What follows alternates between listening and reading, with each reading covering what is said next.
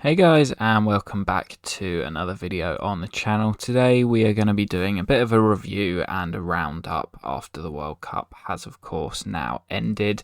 I thought we'd start off by going back to our World Cup predictions that we completed before the tournament started in regards to the sort of bracket and who would finish where in the groups, etc. So it might be a little bit difficult because obviously we predicted some teams to get through and they didn't. So we'll kind of go through the groups and then maybe like the quarter, semi-final and final. And then we've got a few other bits that I wanted to look at in the video. But first off, we will jump into these group stage predictions.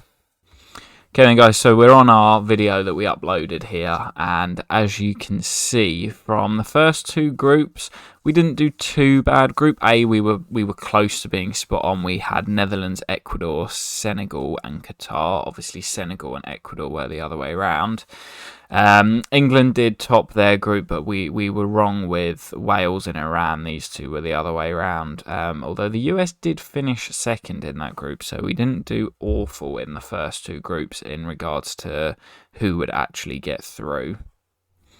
Group C, again, we weren't too far off. Obviously, Argentina, the eventual winners, were one of our bonus teams in predictions, and we did have them top, followed by Mexico, Poland, and Saudi Arabia. Again, it was just these two, Mexico and Poland, that we had the wrong way round.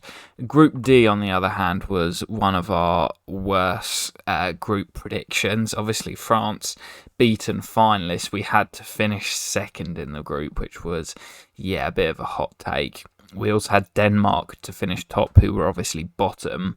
Obviously, Australia was second with Tunisia third, and it was actually Denmark who were bottom. So if we could just drop these down to fourth, we would have been spot on. But yeah, we didn't do particularly well in Group D either. Group E, again, we went for what everyone thought would be quite a standard group for Germany and Spain. But obviously, Japan ended up topping Group E after beating both Germany and Spain. Costa Rica were bottom as we presumed, but even Spain and Germany we had the wrong way around. Obviously the Germans finishing in third and heading for an early exit. There were obviously quite a lot of upsets during the whole tournament, so it was difficult to predict exactly what was going to happen. Group F, again, we had a major shock with Belgium going home and Morocco topping the group. We had Morocco to finish bottom. I did not expect them to do as well as they did. We did predict Croatia to go through, as most did as well, but they actually finished second behind Morocco. So that was a bit of a turn up. But Canada were obviously bottom with 0 points, unfortunately, although they were quite exciting to watch during the tournament. But let's have a look what we predicted for the final two groups. So Group G, of course, we had Brazil top and Switzerland second. For me, that was pretty nailed on. Obviously, Cameroon actually finished third after beating Brazil on the final match day of the group, with Serbia bottom. And again, another shock, South Korea ended up finishing second in this group behind Portugal, with Uruguay in third and Ghana fourth. So kind of mixed bag in the group. Some of them we did okay in, some of them we didn't do as well in.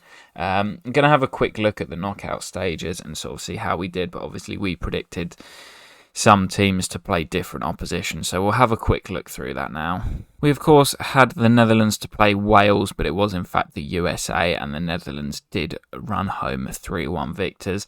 Again, we then had Argentina against France, which was the eventual final. We predicted that in the round of 16, but of course Argentina played Australia as they were the second place finisher in that group. We then had England to face Ecuador, and of course it was Senegal who finished second in Group B. So England, we did have them to win and they were victorious. We then obviously had Denmark against Mexico. Neither of these teams even made it through.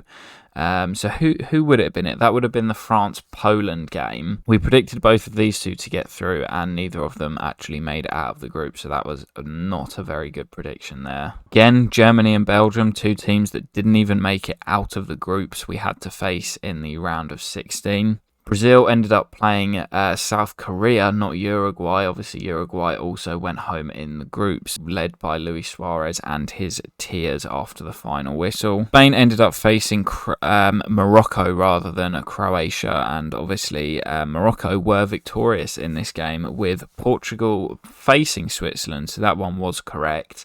And obviously Portugal went on to be 6-1 victors. Quarterfinals we may have done a slightly better job on. We did have Argentina to play the Netherlands and win, so that was quite a good prediction from us there.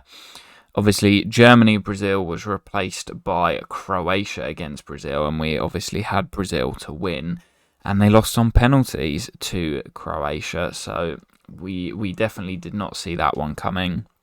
England obviously ended up facing France in the quarterfinals and going home, which is still a sore one to take. But I think if I'd predicted France, I would have probably gone for us to lose. And then it was not Spain-Portugal in the quarterfinals either, because Spain were knocked out by Morocco in the previous round.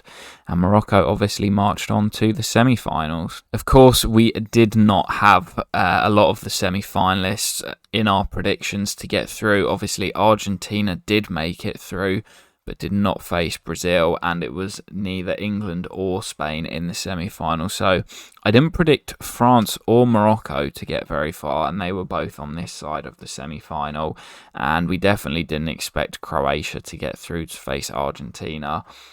In our final, we actually predicted Brazil against England. That was potentially very optimistic, and we had Brazil to win it, but of course it was in fact Argentina who lifted the trophy, and I'm kind of glad it was Messi, to be honest. I did want him to win it. But now that we've gone through that, we will quickly head over to the predictions website, which obviously we've been following very closely during the tournament. Okay then guys, here we are, final look at the table. Fortunately, we finished joint 7th in the end on 77 points.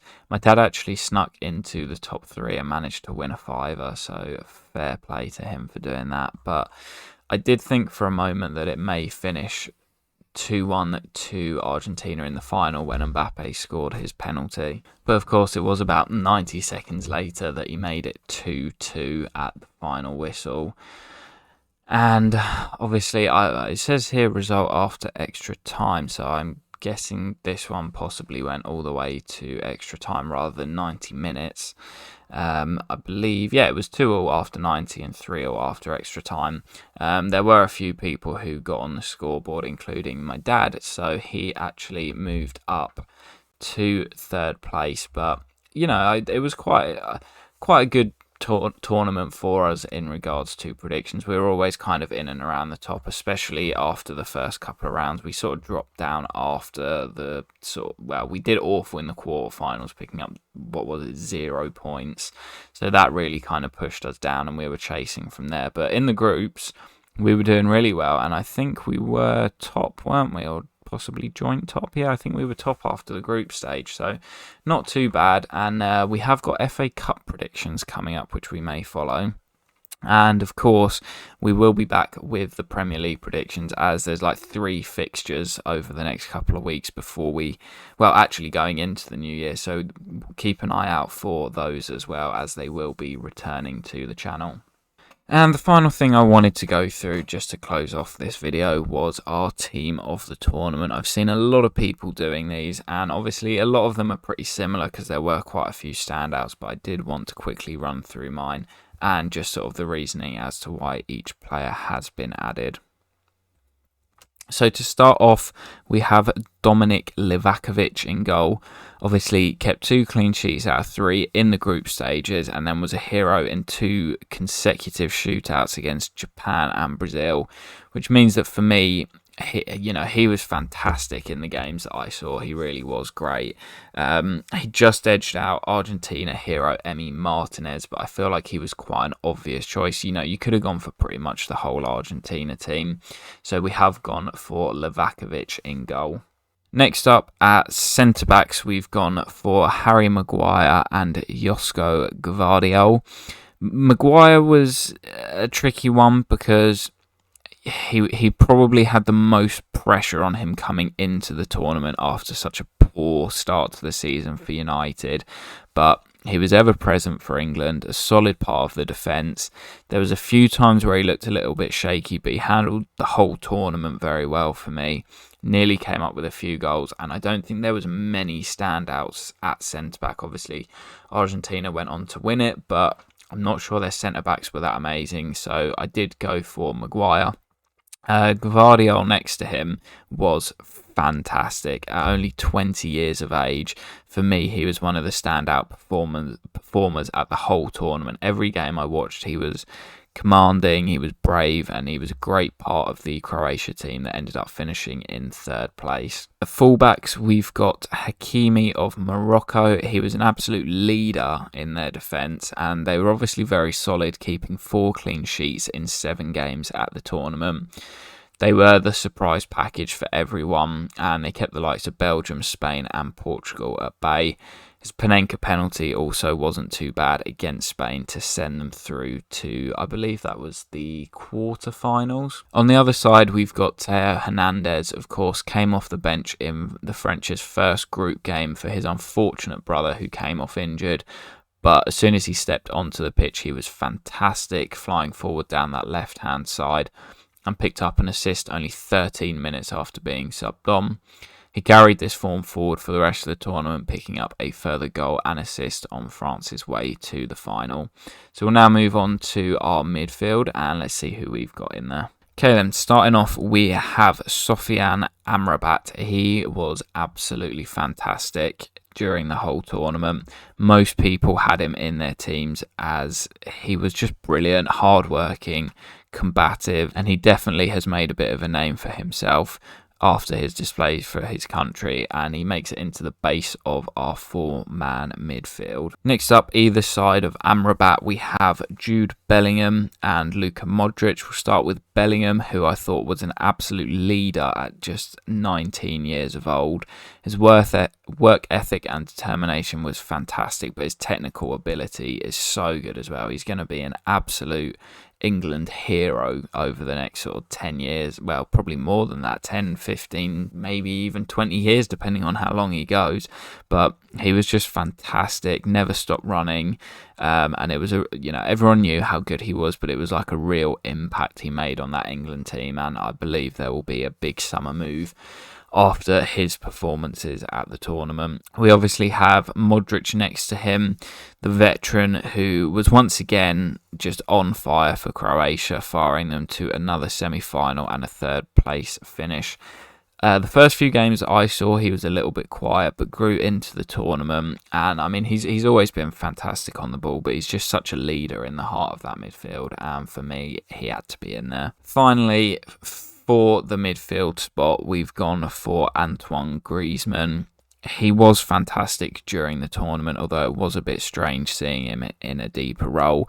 But it largely worked very well for the French, and it was their main threat against England. I think if Griezmann hadn't have played that well, England would probably have got through. He was absolutely fantastic in that game. However, that threat was nullified by Argentina in the final, but I still think that the France midfielder deserves a place in the team. Next up, the two up front. I'm sure you have all guessed who it is. We've got Messi and Mbappe, of course. We'll start with Mbappe. What a fantastic World Cup for him once again. More records broken, including only the second player ever to score in a World Cup final. However, unfortunately for him and France, he was still on the losing side. But nonetheless, he was just absolutely fantastic during the whole tournament.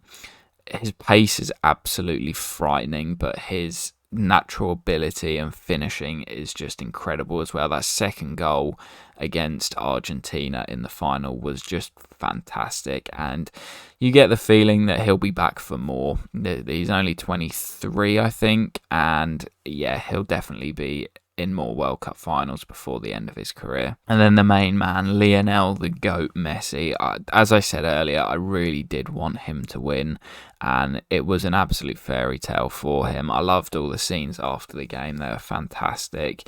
There's not really much more to say. I think he ended with like 10 goals and assists throughout the tournament, which is crazy. But he just he was absolutely fantastic, deserved to lift the trophy, and of course now joins the great Diego Armando Maradona as a World Cup winner. I did put a manager in there as well, and it was the main man from Morocco. I thought that he deserved a shout. No one expected Morocco to get as far as they did. No one really had them as like an outside shout or anything. First African team to reach a semi-final of a World Cup, and he was just the sort of heart and soul of that Morocco side. But it has been a fantastic World Cup. Unfortunately, England didn't win it, but if England couldn't, then I wouldn't have wanted anyone else but Lionel Messi. But that will do it for today's video, guys. We will be back with our World Cup predictions very, very soon. By the end of this week, they should be out. And obviously, we've got a few fixtures coming up over the Christmas period. You guys smashed it with the World Cup predictions, and the viewing figures were fantastic. So if you did enjoy, make sure to tune in for the Premier League predictions every match day from the Premier League. And I hope to catch you for those videos soon, and peace.